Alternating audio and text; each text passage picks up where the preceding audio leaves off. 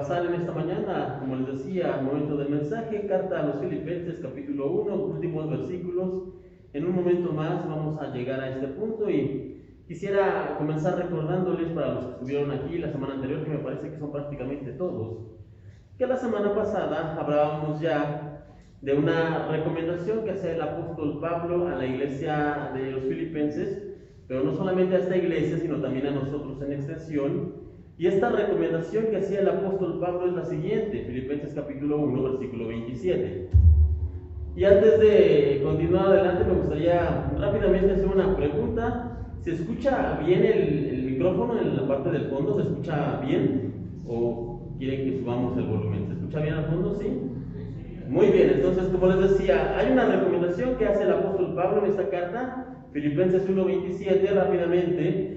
Dice de la siguiente manera: solamente que os comportéis como es digno del Evangelio. Esta es la recomendación que hace el apóstol Pablo, como les decía, a la gente de la iglesia de Filipos, pero también a nosotros.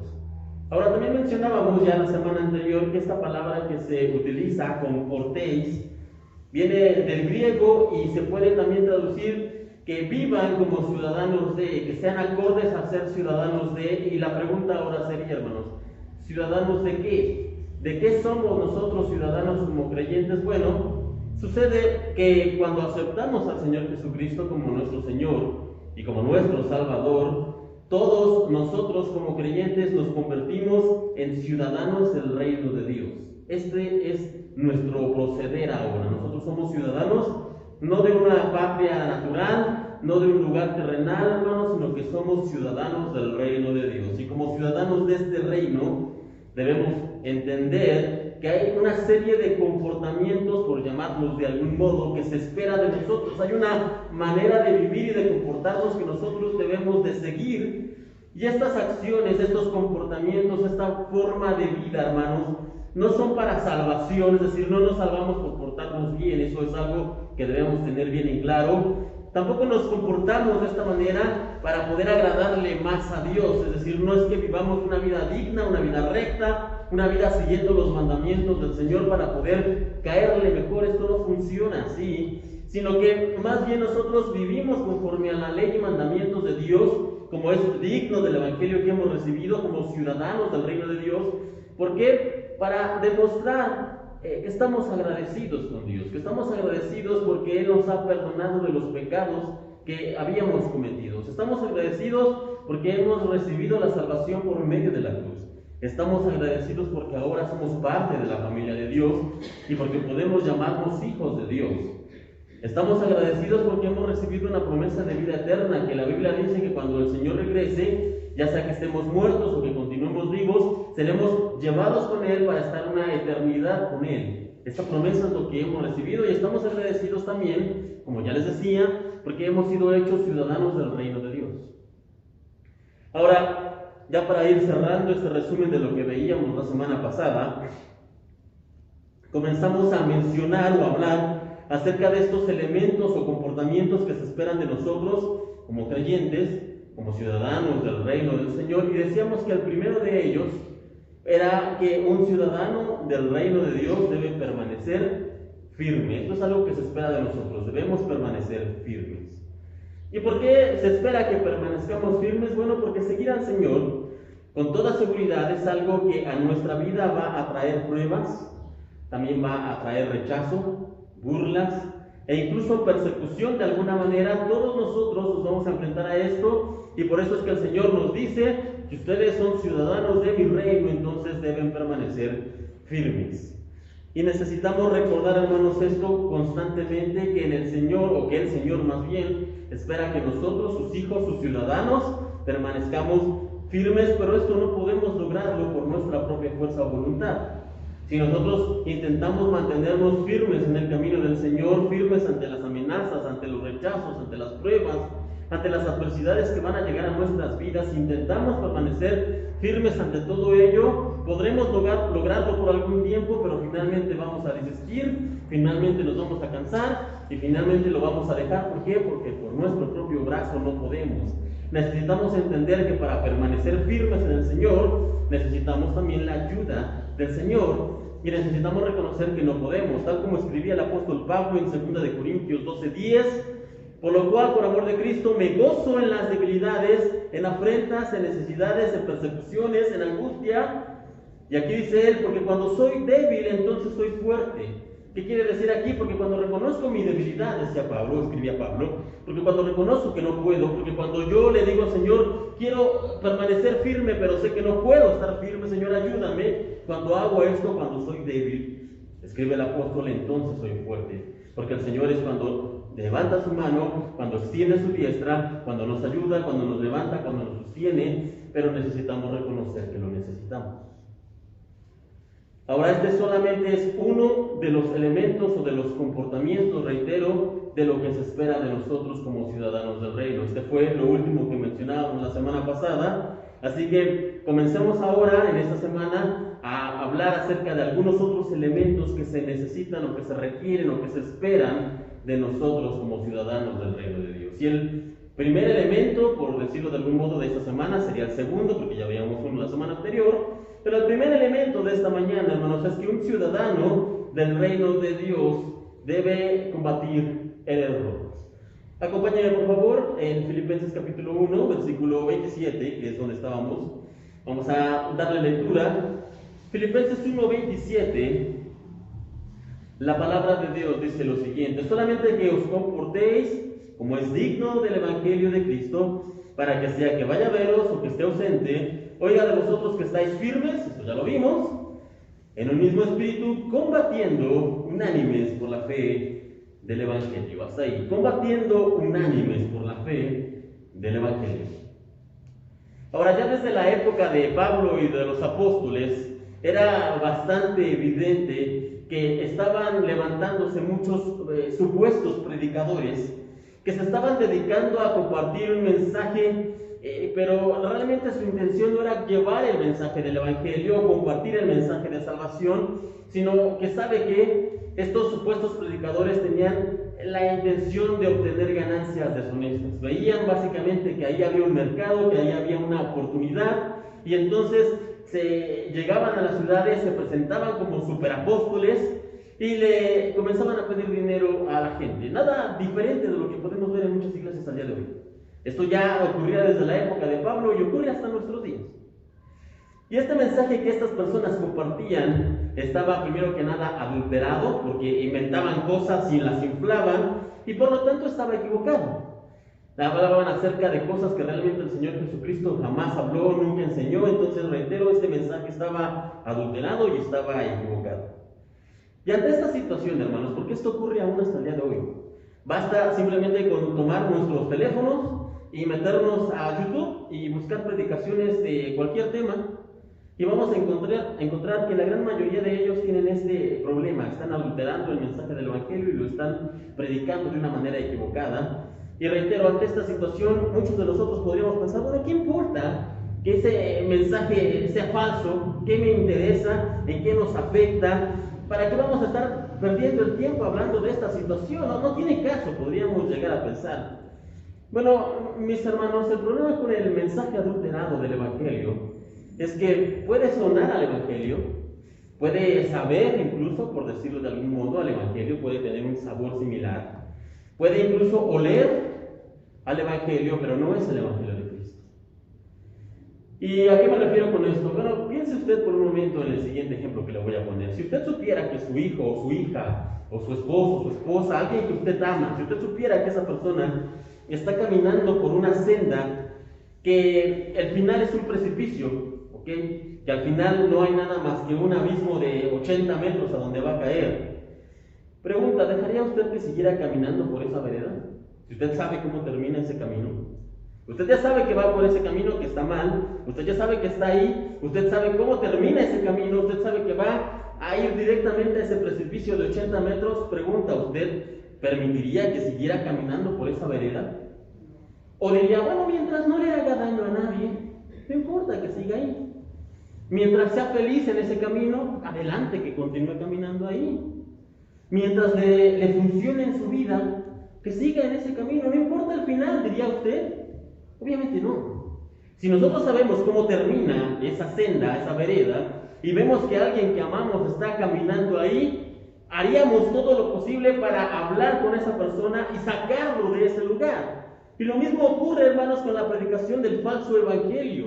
Nosotros no podemos permitir que otras personas que amamos continúen escuchando falsedades y mentiras, sino que nuestra responsabilidad como ciudadanos del reino de Dios es estar siempre dispuestos a combatir el error. ¿Y cómo combatimos el error? Con la verdad, con el verdadero evangelio de Cristo. Aun cuando esto a los demás no les caiga en gracia, o lo vean como algo molesto, o le vean como un sinsentido, hermanos, un verdadero creyente, reitero, un verdadero ciudadano del reino de Dios ama la verdad, pero no solamente la ama, sino que la abraza, la defiende e incluso, si es necesario, pelea por ella y muere por ella. Pero esa es nuestra responsabilidad como ciudadanos del reino de Dios. Por lo tanto, no podemos simplemente decir, bueno, no importa, bueno, mientras no le haga daño a nadie, mientras no nos afecte. Hermanos, esto no sucede así, no sucede de esta manera. También quiero hacer una aclaración, hermanos, que es importante hacerla en este punto. El hecho de que nosotros, como ciudadanos del reino, debamos combatir por el verdadero evangelio, eso no significa, y quiero que escuche muy bien esto, no significa que tengamos que ir por la vida buscando pleitos con otros hermanos, o que tengamos que ir señalando esto o aquello que de alguna manera no nos parece a nosotros que es correcto, y entonces eso está mal, aquí están equivocados. No, tampoco se trata de esto, hermanos. No debemos ir criticando o condenando o mandando al infierno a medio mundo porque simplemente no nos parece o no nos gusta o no nos agrada. No, hermanos, esto tampoco es así, ni un extremo ni otro, ni se trata de ir por la vida con un desinterés. Que prediquen lo que quieran, que digan lo que quieran, que hablen de Cristo lo que quieran. Ese extremo está mal, pero el otro extremo también está mal, de ir peleando y señalando y criticando que todo está equivocado. Ese extremo también es incorrecto. Ya Pablo anunciaba algo de lo que podríamos hacer, hermanos, en cierta medida cuando esto ocurra, y de hecho está aquí en Filipenses, ya lo leíamos hace unas semanas atrás. Filipenses 1, versículo del 16 al 18. Filipenses 1, del 16 al 18, esta situación, reitero, ya ocurría desde los tiempos de Pablo. ¿Y cuál era la actitud, en cierta manera, de Pablo? Esta era la actitud. Dice él, o escribe él, unos anuncian a Cristo por contención, no sinceramente, pensando añadir aflicción a mis prisiones. Pero los otros por amor, sabiendo que estoy puesto para la defensa del Evangelio. ¿Qué pues? Pregunta Pablo, ¿qué haré? Básicamente es lo que dice. Que no obstante, de todas maneras, o por pretexto, o por verdad, Cristo es anunciado. Así que ciertamente, hermanos, aunque hay una predicación del falso evangelio, y lo vamos a ver en el penúltimo punto de esta mañana, aunque sea anunciado en un falso evangelio, hay algo de verdad en ese evangelio que no se puede quitar. Y vamos a ver, o vamos a alargar un poco más, nos vamos a extender en este punto un poco más adelante, ¿ok? Pero para ir terminando este primer punto de esta mañana, decíamos, un ciudadano del reino, nosotros, un ciudadano del reino de Dios, debe estar siempre listo para combatir el error, para ir en contra del falso evangelio. Y hermanos, si alguno de estos errores toca nuestra puerta, ya sea de nuestra casa o de nuestra iglesia, si estos falsos maestros quieren de alguna manera infiltrarse y enseñar alguna de estas prácticas equivocadas y ajenas al verdadero evangelio, ¿sabe qué? Por supuesto que va a encontrar una férrea resistencia. ¿Por qué? Y no solamente de parte del pastor, sino de cada uno de nosotros. Alguien que quiera enseñar algo que está equivocado, alguien que quiera mostrarnos algún camino mejor o alguna revelación más elevada, debe encontrar resistencia y combate de parte nuestra, de cada uno de nosotros como miembros de la iglesia, no solamente de Leasim, sino de la iglesia del Señor. ¿Por qué? Porque un ciudadano del reino de Dios debe combatir siempre el error, y esa responsabilidad es de todos nosotros, no solamente de unos cuantos.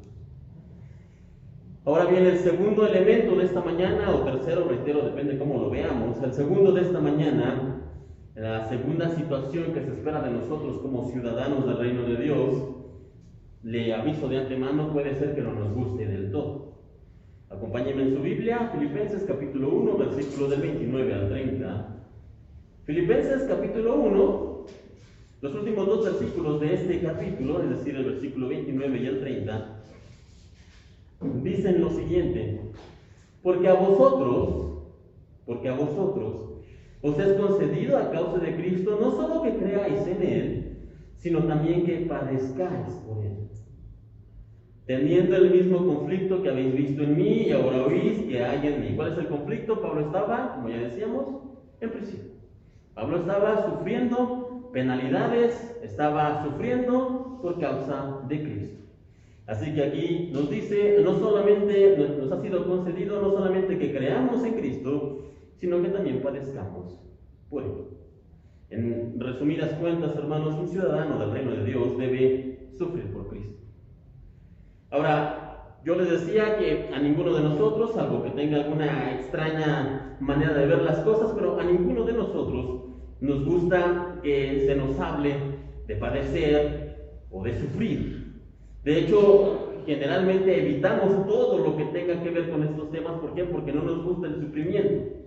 Si nos hablan de alabar a Cristo, vamos a decir, amén, está bien. Si nos hablan de recibir sus bendiciones, vamos a decir, gloria a Dios, por supuesto, ¿quién no quiere bendiciones? Si nos hablan de reinar con el Señor, por supuesto, vamos a decir, yo ahí voy a estar en primera fila. Pero ¿qué pasa cuando nos hablan de sufrir por Cristo? No somos partidarios del dolor, por lo tanto, siempre que podamos vamos a evitar todo lo que tenga que ver con el sufrimiento. No nos gusta esto, no nos gusta sufrir, no nos gusta padecer, no, eso lo queremos evitar. Por eso es que ya es tan popular el mensaje de las bendiciones y de arrebatar. ¿Por qué? Porque no nos habla de esto, de sufrir por Cristo. Sin embargo, por extraño que parezca, quiero decirles esto que es muy importante y pongan mucha atención en esta mañana. No hay un verdadero creyente que no haya tenido su dosis de sufrimiento. Permítame repetirlo. No hay un verdadero creyente que no haya tenido su dosis de sufrimiento. Y esto es así porque en el sufrimiento es donde nosotros realmente forjamos nuestra relación con el Señor. Cuando estamos pasando por penalidades, por pruebas, por dolor, por aflicción, ahí es donde realmente se forja, se crea, se fortalece nuestra relación con el Señor. ¿Y por qué pasa esto? Bueno, porque cuando nosotros estamos en el sufrimiento, en la enfermedad, en el dolor, en las penas, en la prueba, en la situación difícil económica, cuando estamos en toda esta situación del sufrimiento, es ahí donde nuestro orgullo, ¿sabe qué sucede? Es aplastado. Donde nuestra vanidad es destruida, donde nuestra autosuficiencia, nuestro ego, nuestro yo puedo, ahí es desmenuzado como si fuera nada. Y entonces cuando todo esto es retirado, solamente queda una cosa, la relación que tenemos entre Dios y nosotros. En muchas iglesias, hermanos, cada domingo se habla de un personaje de la Biblia, David. ¿Y sabe cómo se le conoce a este hombre, David, el rey de Israel, el pastorcito cantor? ¿Sabe cómo se le conoce generalmente? Como el hombre conforme al corazón de Dios. Y claro que este título nos gusta, suena incluso bonito, rítmico. Nos gustaría a nosotros que nos conocieran como el hombre o la mujer conforme al corazón de Dios. Sin embargo, David no llegó a tener este título porque fue el más sabio de su tiempo, porque fue el más sabio del reino. David no tuvo este título porque era el más valiente. No tuvo esta forma de ser llamado porque era el más apuesto. No, por supuesto que no. ¿Sabe dónde fue que David obtuvo este título, el hombre conforme al corazón de Dios? Ciertamente no fue en un palacio, ni tampoco fue en una alcoba real, como pudiéramos nosotros pensar. No. David obtuvo este reconocimiento en la escuela del quebrantamiento. Dios tiene una escuela, ¿no? Y es esta escuela, la escuela del quebrantamiento, la escuela del sufrimiento. A esta escuela muchos se inscriben, pero pocos se gradúan de ella. ¿Por qué? Porque requiere precisamente esto. Pasar por prueba, pasar por dolor, pasar por sufrimiento. ¿Para qué? Para ser transformados conforme al corazón de Dios, conforme a la imagen de Cristo. En esta escuela es donde David obtuvo este título de el hombre conforme al corazón de Dios. Y las aulas de esta escuela, no piense que son como ahora vemos en las universidades, las aulas más modernas, con Wi-Fi, con lo mejor en tecnología. No, las aulas de esta escuela, hermanos, son cuevas. Cuevas como las que David tuvo que vivir. Cuevas en donde él vivía porque era perseguido, y cuevas en las que David estuvo mientras la desesperación muchas veces lo llenaba hasta la garganta, y él no sabía siquiera si iba a llegar al día siguiente porque lo estaban persiguiendo literalmente como un perro por el rey Saúl. Y fue ahí, hermanos, en medio del sufrimiento, en medio del dolor, en medio de las penas y la aflicción, en donde David aprendió a esperar y a descansar en Dios. Señor, yo no sé qué me depara el día de mañana. Yo no sé si voy a continuar vivo, yo no sé si me van a atrapar, si me van a colgar. Señor, yo no sé lo que va a pasar. Yo espero en ti, descanso en ti y me pongo en tus brazos. Y en esta desesperación, hermanos, en este dolor, en este sufrir por el Señor, ¿sabe cuál es el fruto? No solamente el título del hombre conforme al corazón de Dios. En medio de toda esta aflicción por la que fue sometido David, surgió a través de todo ese sufrimiento uno de los himnarios, o quizá el himnario más bien, más famoso, más importante de todos los tiempos, el libro de los Salmos, que se ha encargado de traer paz, ánimo, consuelo, fortaleza a miles y miles y miles de corazones que están pasando por las mismas pruebas que David a lo largo de la historia. Pero no habríamos obtenido nada de esto si David hubiera llegado al palacio con facilidad. No habríamos obtenido nada de esto si David no hubiera pasado por la escuela del quebrantamiento. Así que no menospreciemos ni le demos la vuelta, hermanos, ni pasemos de lado cuando escuchemos que tenemos que sufrir por el Señor. Como les decía, David aprendió en estas cuevas a esperar, a descansar en Dios, y fue en esas cuevas, hermanos, donde ese pastorcito que cantaba se convirtió, primero que nada, en un hombre conforme al corazón de Dios, ¿sí?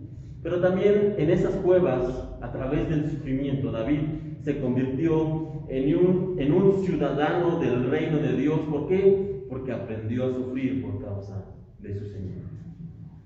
Así que, esto, hermanos, también quiero hacer una aclaración muy importante.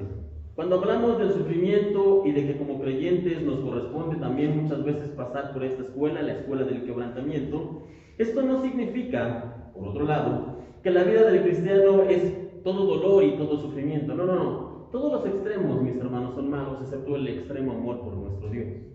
Así que no debemos caer en el pensamiento de que el ser cristiano es siempre vivir sufriendo y siempre vivir con penas. Eso es extremo, también está equivocado.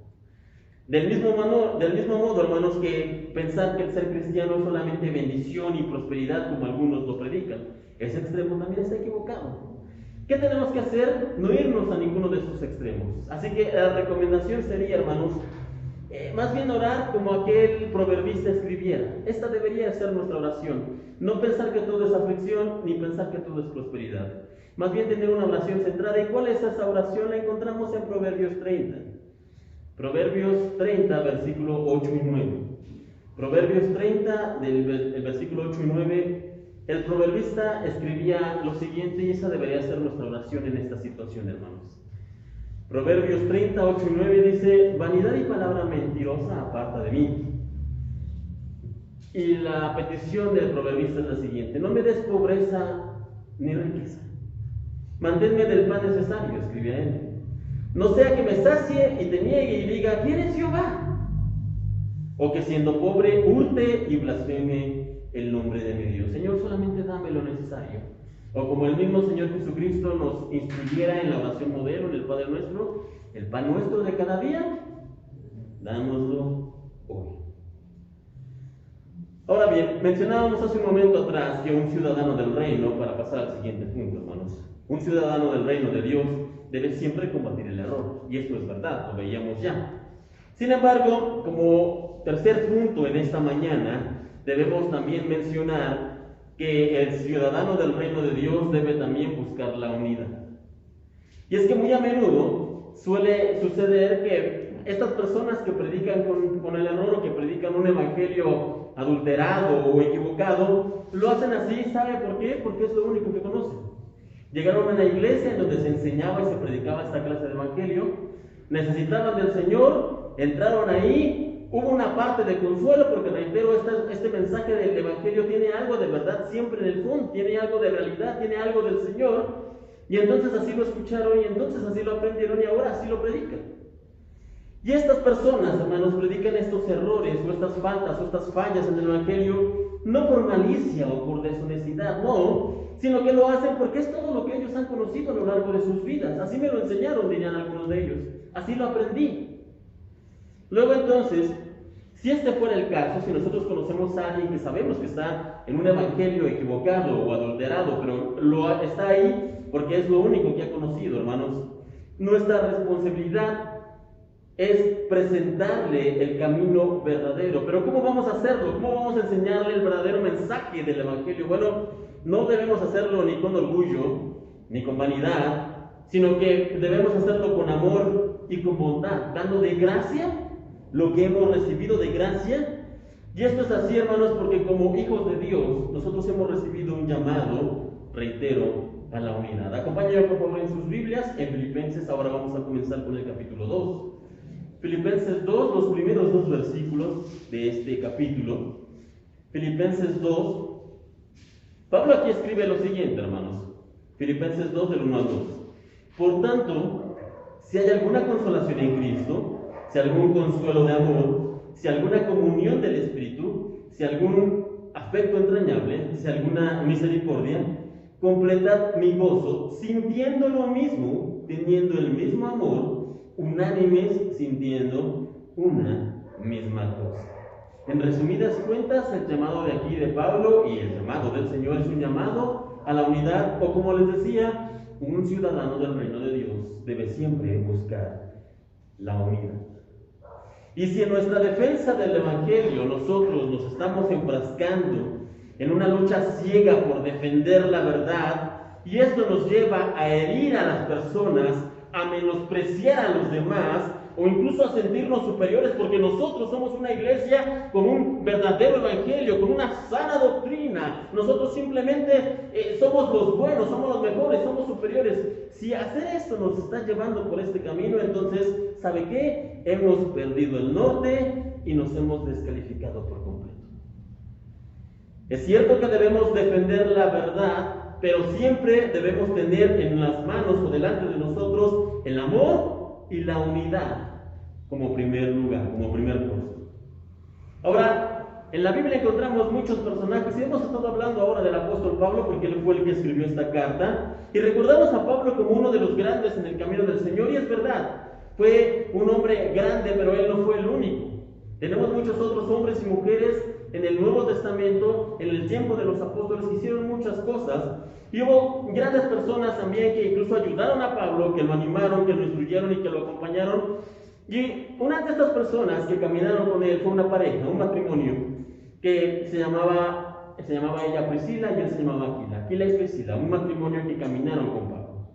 Esta pareja se instruyó con Pablo, es decir, escucharon del mensaje del Evangelio a través de la boca del apóstol, conocieron el camino del Evangelio a través del apóstol, caminaron con él por algún tiempo, y luego de aprender y de estar caminando con Pablo por algunos lugares, Pablo los dejó en Éfeso para que continuaran predicando el mensaje del Evangelio. Ahora, ¿por qué les cuento todo esto? Bueno, porque hay una historia que encontramos en el libro de los Hechos que nos habla precisamente acerca de esto, de buscar la unidad siempre y no andar contendiendo, ni separando, ni burlándonos, ni señalando, hermanos, sino que un verdadero ciudadano del reino, como les decía, debe buscar siempre la unidad. Y la historia es la siguiente. Si anota las citas, anote esta. Hechos 18. Hechos 18 del capítulo 24-25. La historia es la siguiente, hermanos.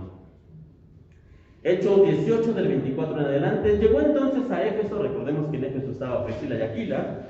Llegó entonces a Éfeso un judío llamado Apolos, natural de Alejandría, varón elocuente, poderoso en las Escrituras.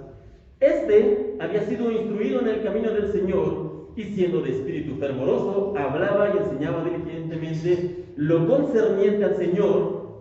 Y aquí hay una nota importante: aunque solamente conocía el bautismo de Juan. Ahora, la Biblia nos cuenta en estos versículos que acabamos de leer que había un hombre llamado Apolos, o Apolo más bien. Este hombre llamado Apolo era un buen predicador, era bueno compartiendo el mensaje del Evangelio, era fervoroso, era poderoso, pero no conocía todo el mensaje del Evangelio, solamente conocía una parte. Por lo tanto, hermanos, podríamos decir que su enseñanza o su predicación era incompleta. Él no estaba predicando todo el mensaje de Dios, él no estaba predicando de alguna manera el verdadero mensaje del Evangelio de Cristo. ¿Por qué? Porque su mensaje estaba incompleto. Luego entonces, ¿cuál fue la actitud de Priscila y Aquila? ¿Qué fue lo que hicieron esta pareja, que recordemos que estaba en esta ciudad? ¿Qué fue lo que hicieron estos hombres? Lo mandaron callar, le dijeron, no, tú no puedes predicar porque no conoces todo el mensaje, cállate, Apolo. ¿O qué hicieron? Se burlaron de él. ¿Cómo vas a estar predicando esas cosas tan simples? No, tu mensaje está mal, Apolo. Se burlaron de él, lo mandaron callar, lo juzgaron por sus enseñanzas incompletas. Ay, Apolo, estás predicando un mensaje falso y equivocado. Ay, estás mal. ¿Esta acaso fue la actitud de Aquila y de Priscila? Obviamente no. ¿Por qué? Porque ellos, como ciudadanos del reino de Dios, buscaban siempre la unidad. ¿Qué fue lo que hicieron entonces? Hechos 18, del 26 en adelante. Continuando la historia, dice aquí: pero cuando le oyeron, Priscila y Aquila le tomaron aparte y le expusieron más exactamente el camino de Dios. Porque era lo que necesitaba Apolo. Solamente necesitaba escuchar la verdad completa. Versículo 27, y queriendo él pasar a Acaya, los hermanos le animaron y escribieron a los discípulos que lo recibiesen, y llegado él allá, fue de gran provecho a los que por la gracia habían creído. Una vez más, fue de gran provecho a los que por la gracia habían creído. Hermanos, si en lugar de solamente contender con muchas de estas personas que tienen un mensaje del Evangelio incompleto o incluso equivocado, porque así lo aprendieron, porque así les los enseñaron en las primeras iglesias a donde fueron, si en lugar simplemente de estar contendiendo o criticando o señalando o burlándonos incluso de ellos, nos detuviéramos por un momento, como hizo Priscila y Aquila, a explicarles la verdad y a instruirlos en la justicia, en el Evangelio completo del Señor Jesucristo, si nos detuviéramos por un momento para hacer esto, muchas de estas personas que consideramos que son falsos creyentes o falsos maestros, podrían llegar, como dice aquí, a ser de provecho para el reino de Dios. Pero para esto, ¿sabe qué tenemos que hacer? Tenemos que dejar de lado nuestra vanidad, nuestro orgullo, nuestros títulos que tenemos, e incluso nuestras ideas preconcebidas, y buscar por encima de todo la unidad que proviene de Dios. La unidad que proviene de Dios. Pero, ¿sabe? Lamentablemente amamos tanto tener la razón. Amamos tanto que nos digan que nosotros somos los defensores de la verdad, que nos cegamos en esa defensa de la sana doctrina y nos olvidamos que esa sana enseñanza que tanto defendemos con tanto ahínco y con tanto fervor, que esa sana enseñanza también nos habla del amor, nos habla del perdón, nos enseña acerca de la humildad y de la misericordia, y que el mensaje del Evangelio es un mensaje de nuevas oportunidades, no para algunos, sino para todos. Y nosotros deberíamos, reitero, si encontramos a estas personas, no caer en contienda, sino buscar siempre, como lo hizo Priscila y como lo hizo Aquila, buscar siempre la unidad. ¿Cómo? Exponiéndoles la verdad del Evangelio. Había un hombre, Santiago el apóstol, no fue uno de los 12. Santiago, el que escribe la epístola de Santiago, que lleva su mismo nombre, era, por decirlo de algún modo, medio hermano del Señor Jesús. Era hijo de José e hijo de María. Este hombre, Santiago, cuando el Señor Jesús estuvo en su ministerio terrenal, era de los que iba y lo buscaba y se lo quería llevar a su casa porque pensaban que estaba loco. Se puede leer algunos de esos relatos en los evangelios. Pero al cabo del tiempo, Santiago entendió que su hermano Jesús no era alguien que estaba mal de la cabeza, sino que era verdaderamente el Cristo, era verdaderamente el Mesías, y era verdaderamente el Hijo de Dios. Y yo no me imagino al Señor Jesús contendiendo con Santiago y diciéndole: no, es que debes entender, Santiago, que yo soy el enviado, que yo soy el ungido, que yo soy el que tiene la verdad. No. Seguramente Santiago, a lo largo de los años, escuchó a su hermano siempre siendo humilde, siempre buscando, intentando: Santiago, ven, Santiago, escucha, Santiago, pon atención, por favor. Y a su hermano Jesucristo, siempre intentando hablarle acerca de la verdad, pero con amor, con humildad, Hasta que al cabo de algún tiempo Santiago lo entendió, y de hecho no solo lo entendió, sino que aceptó a Jesucristo como su Señor y Salvador, y pasado el tiempo se convirtió incluso en una de las columnas de la iglesia. Santiago debió haber vivido todo este proceso. Y por esa misma situación, de que él entendía la importancia de no entrar en contiendas y en señalar y en criticar, sino la necesidad del amor y la unidad, Santiago escribe lo siguiente en su carta.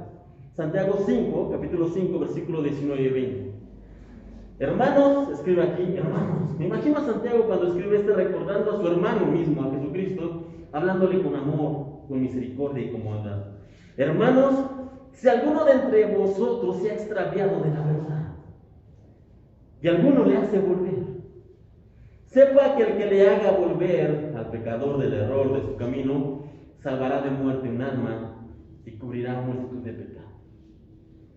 ¿Y por qué escribe esto Santiago? Porque fue algo que él vivió, hermano. Fue algo que él mismo experimentó con su hermano Jesucristo, hablándole con ternura, con amor, con paciencia, y llevándolo poco a poco al verdadero camino. Y es algo, reitero, que nosotros debemos hacer siempre en aras de la unidad, del amor. ¿Por qué? Porque un ciudadano del reino siempre debe buscar la humildad. Ya como último punto en esta mañana, hermanos, debemos entender que un ciudadano del reino, y este es el último punto, un ciudadano del reino de Dios debe siempre buscar ser humilde. Filipenses 2, versículos 3 y 4 son los últimos dos versículos. Filipenses 2, 3 y 4 dice lo siguiente: no hagáis por contienda por vanagloria. Nada hagáis por contienda o por vanagloria, antes bien con humildad, estimando cada uno a los demás como superiores a él mismo, no mirando cada uno por lo suyo propio, sino cada cual también por lo de otros. Ahora, la humildad, cuando hablamos de la humildad, ¿sabes? Es una cosa bastante extraña. Todos de alguna manera decimos que somos humildes. Sí, no, yo soy humilde de alguna manera, siempre lo expresamos.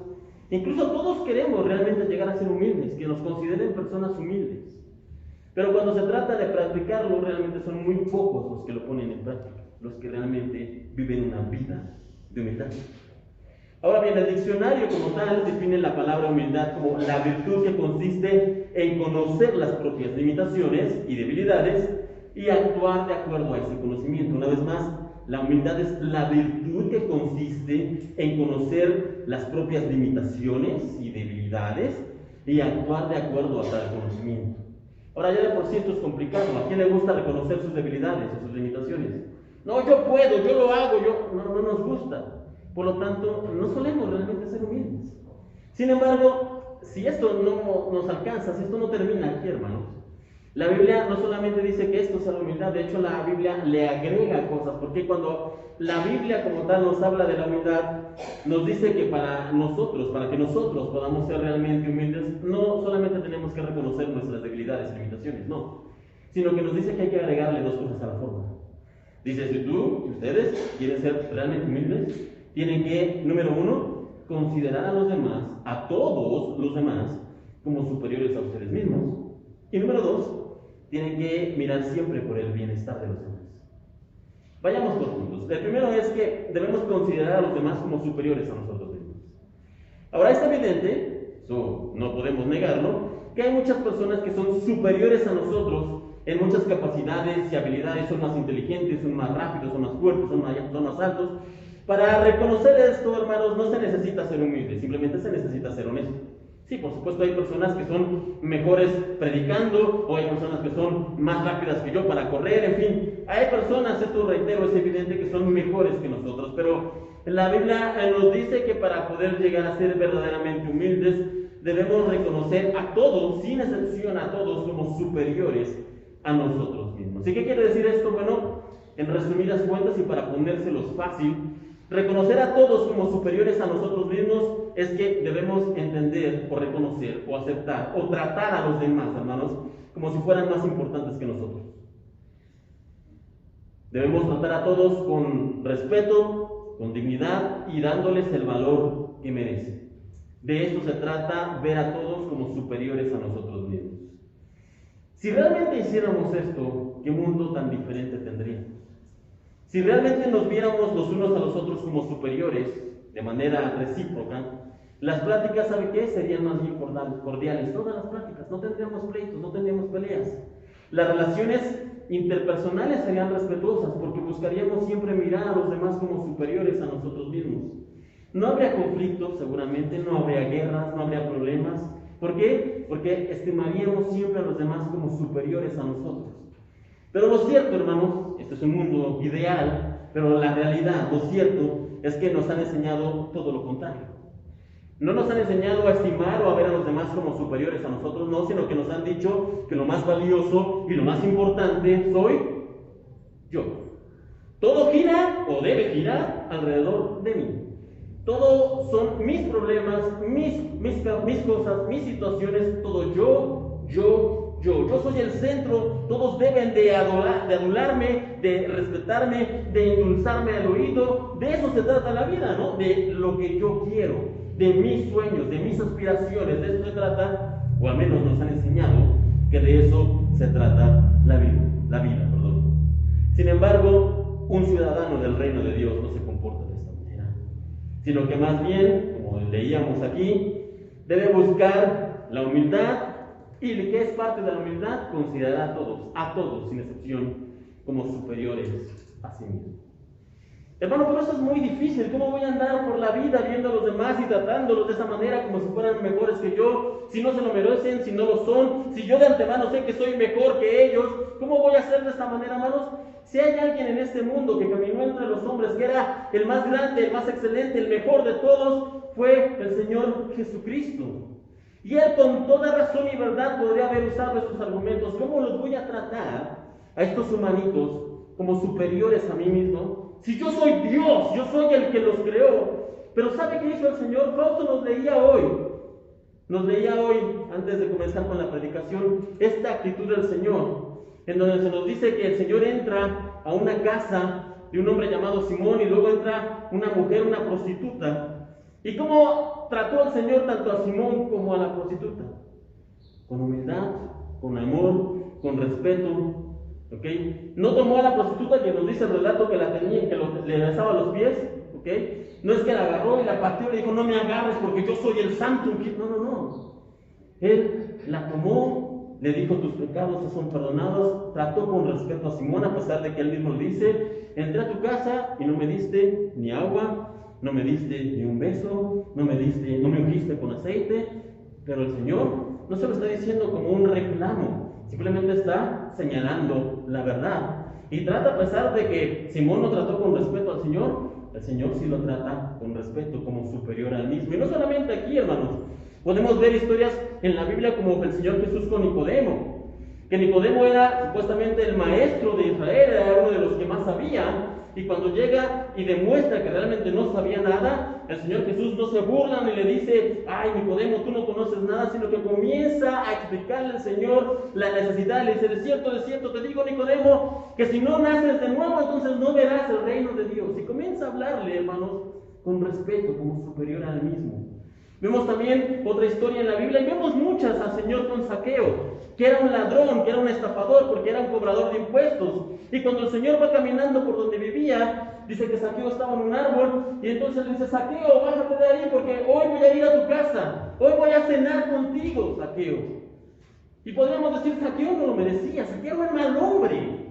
Pero el Señor veía y trataba a los demás, a todos los demás, como superiores a Él mismo. Y si el Señor Jesucristo, que es, reitero, el Hijo de Dios y Dios mismo, el creador de todos nosotros, podría hacerlo, ¿cree realmente usted que no podemos nosotros hacerlo? ¿Que no deberíamos hacerlo?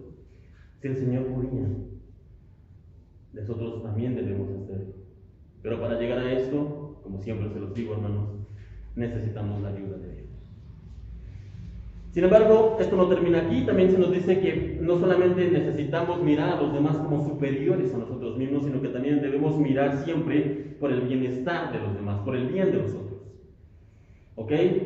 Y aunque un trato cordial, que es el punto anterior, un trato respetuoso, es de hecho ya un gran avance, tratar a los demás como superiores a nosotros mismos, esto es bueno, hermanos. ¿Sabe una cosa? No es suficiente, no alcanza. Para un ciudadano del reino de Dios, es decir, para nosotros, No solamente debemos tratar o mirar a los demás como superiores a nosotros mismos, sino que también debemos siempre buscar el bienestar de los demás. Retomemos por un momento a Santiago. Santiago escribe lo siguiente para referirse precisamente a este punto. Es hasta cómico, de hecho, cuando podemos leer lo siguiente, y escuche con atención. Lo voy a leer en la Nueva Traducción Viviente para que quede más claro. Santiago capítulo 5, versículo 15 al 16 dice aquí: supónganse, escribe Santiago, supónganse que ven a un hermano o una hermana que no tiene qué comer ni con qué vestirse. Y uno de ustedes le dice: adiós, que tengas un buen día, abrígate mucho y aliméntate bien. Pero no le dan ni alimento ni ropa, ¿para qué le sirve? Entonces, como nosotros podemos leer aquí, ser cordiales, porque aquí estamos viendo que los está tratando bien. Come bien, tápate bien. ¿Ok? Ser cordiales, hermanos, no basta. Debemos buscar el bienestar de los demás, debemos hacer algo para ayudar a los otros, debemos hacer obras de justicia que beneficien a los demás. Porque el Señor Jesús, retomando este ejemplo, no solamente trataba a los demás como superiores a sí mismo, sino que también los ayudaba, les aportaba algo a su vida, les daba algo que necesitaban. Y nosotros debemos hacer lo mismo, como ciudadanos del reino de Dios, debemos buscar la humildad. ¿Y qué es la humildad? Tratar a los demás como superiores a mí y buscar su bienestar siempre, ayudarles en algo que necesiten. Siempre les he contado esto, hermanos, ya en muchas otras ocasiones. Y les he contado este ejemplo de cómo nosotros debemos no solamente predicar el Evangelio, sino también vivir el Evangelio. Y hace ya muchos años me encontraba caminando y un bus de transporte público alcanzó a golpear a una mujer y no le destrozó la pierna, pero sí la dejó muy dañada, la dejó tirada en la calle. Y les he dicho también en muchas ocasiones que yo hice lo que muchos creyentes harían y me seguí de lado.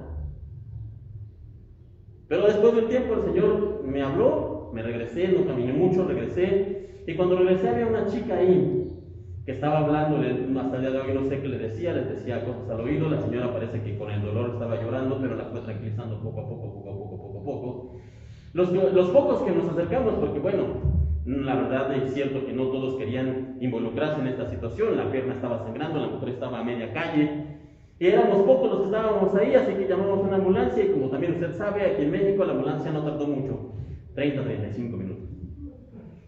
Y pasaron 10, 15, 20 minutos, y esta chica al parecer, pues no sé si tenía que llegar a la escuela o tal vez a un trabajo, no lo sé.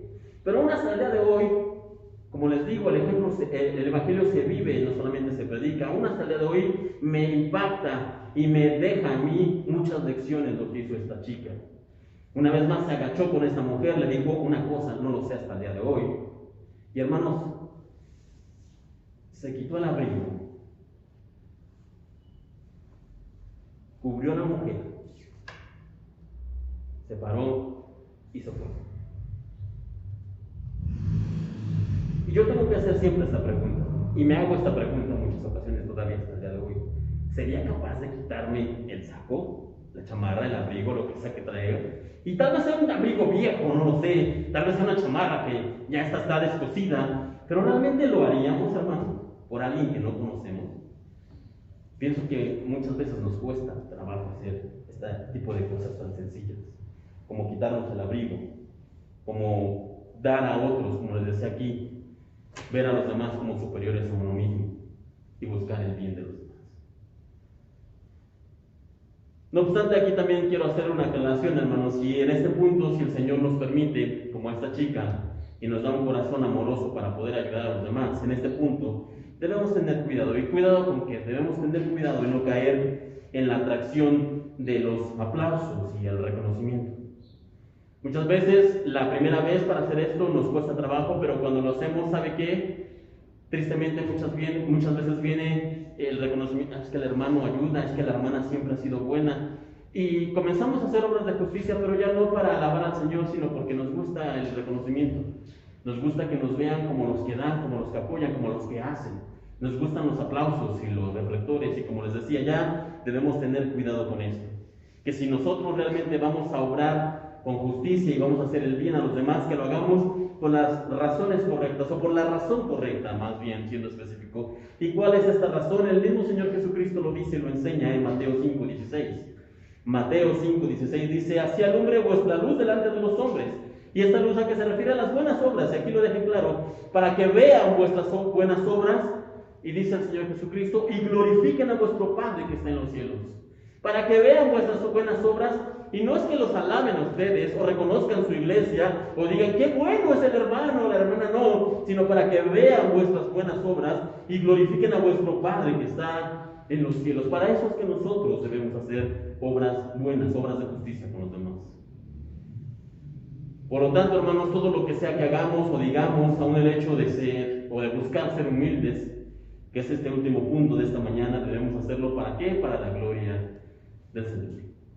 Ya para terminar, hermanos, es verdad que si usted ha estado poniendo atención esta mañana a cada uno de los puntos que se esperan de nosotros como ciudadanos del reino, es verdad que es mucho, son muchas las exigencias que se nos piden.